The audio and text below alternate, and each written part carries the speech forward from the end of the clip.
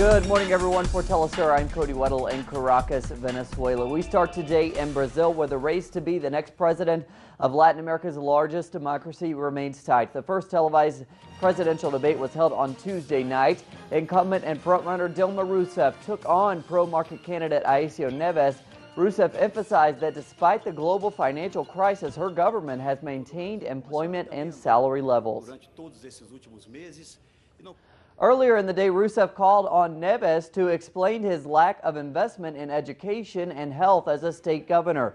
It was a theme she also embraced in the debate, stressing her government's commitments to social programs. The issue of social investment remains a key issue in this campaign. Yo quería decir que en cuanto a los programas sociales, nosotros tenemos un inmenso compromiso. I want to stress that we have a major commitment to welfare programs. We don't tie our programs to conditions such as unpopular policies. We began a welfare program for Brazilian families, not just for 5 million, but for 50 million. And we built 3.75 million houses in the biggest housing project in Brazil's history. Aécio Neves steered the conversation toward the economy. Neves says Brazil suffers from high inflation and a recession.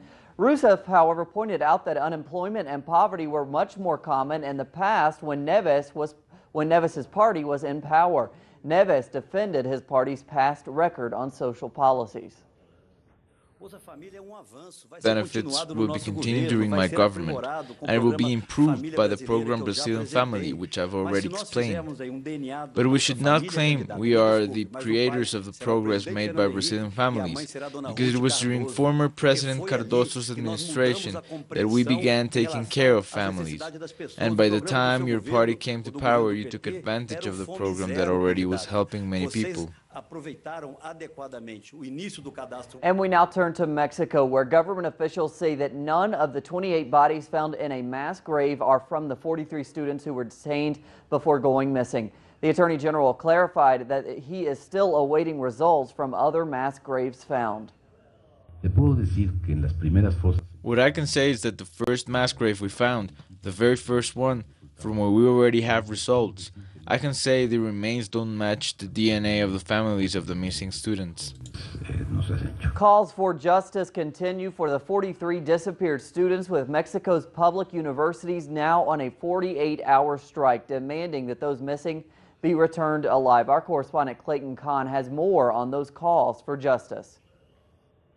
While it appears to be a typical school day, these students from Mexico's National Autonomous University are holding a 48-hour strike to demand the return alive of the 43 disappeared Ayotzinapa students. The strike is a tool that we students are using in light of this emergency situation of the Ayotzinapa massacre. It is a way to pressure and demonstrate our inconformity. It was more than 2 weeks ago that the mostly indigenous and working-class students were forcibly disappeared by police. Now Mexican President Enrique Peña Nieto says that the country needs to trust in its security forces. We will take measures to prevent further events like those in Iguala from repeating, and we will strengthen those institutions in charge of security so that they can operate with greater confidence and effectiveness in the safety of Mexicans. Para que actúen con mayor confianza y con mayor eficacia en la seguridad para los mexicanos.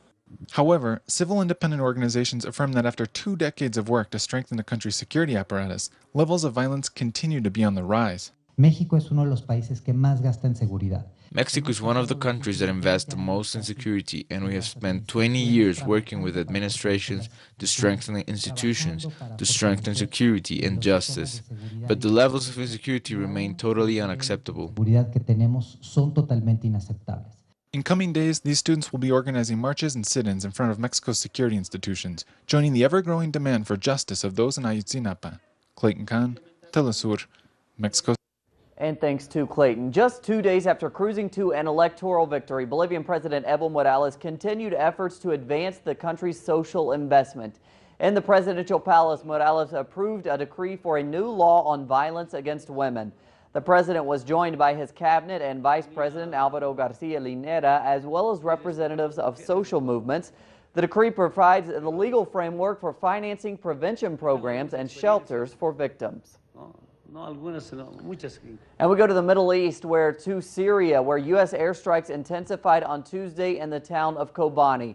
That's where Islamic State forces continue besieging the local Kurdish population. The U.S. launched 21 airstrikes in what the Pentagon says is the largest number of strikes since the U.S. bombing campaign in Syria began last month. Kurdish resistance fighters say the airstrikes have slowed the Islamic State some. Meanwhile, in Turkey, tensions continue mounting as Kurds demand government help for the Kobani population. The Turkish government has responded not with requested help, but by launching attacks against its own Kurdish rebel group. The PKK has threatened to leave the ongoing peace talks to end Turkey's own 30-year civil war with its Kurdish population. Meanwhile, the United States and Russia met Tuesday in Paris to discuss possible cooperation to stop the Islamic State group. Both countries agreed to share intelligence on the violent extremist group. However, Russia announced it will not join the U.S.-led coalition in Iraq and Syria, saying it preferred to provide resources to the Iraqi army. Russia also expressed its concern over Washington's strategy in Syria. Russian leaders believe the U.S. is also seeking to oust President Bashar al-Assad. Highly developed countries. Also on Tuesday, the World Health Organization warned that by the end of the year, the number of new cases of Ebola worldwide per week could hit 5,000 to 10,000. In West Africa alone, the numbers affected could reach the staggering figure of 9,000 by the end of this week. According to the organization, the epidemic is still expanding geographically in Guinea, Sierra Leone, and Liberia. So far, almost 4,500 people have died, with all but a handful of the deaths in Western Africa. We would certainly rely on We're this morning in the Brazilian Amazon, where some fitness fanatics have pushed themselves to the extreme. The 10th edition of Jungle Marathons recently came to a close. 65 runners from 17 countries began the 275-kilometer course. Only 26 actually finished it. The course involves passing through swamps, water crossings, and extreme humidity. The route even featured a section called Jaguar Alley. That's where a deadly cat lives.